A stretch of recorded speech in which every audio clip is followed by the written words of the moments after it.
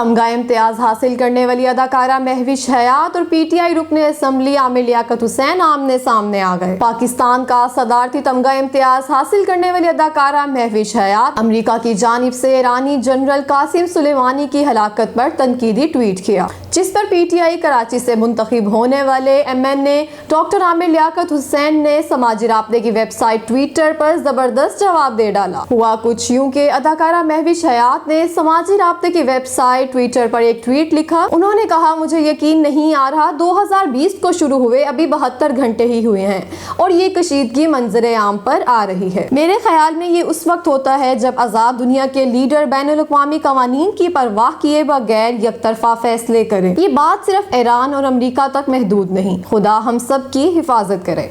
सदारती तमगा हासिल करने वाली अदाकारा ने जब ये ट्वीट की तो उसके बाद पाकिस्तान तहरीक इंसाफ के MNA डॉक्टर आमिर लियाकत ने इसके ट्वीट का जवाब दिया। PTI MNA ने लिखा कि तमगा इम्तियाज का मतलब ये नहीं कि आइटम गर्ल इम्तियाजी बयानात दें, उन्हें पाकिस्तान की पॉलिसी के साथ चलना चाहिए। और वैसे भी कासिम सुलेमानी अगर हयात होते तो क्या ईरान में इन्हें परफॉर्म करने बुलाते।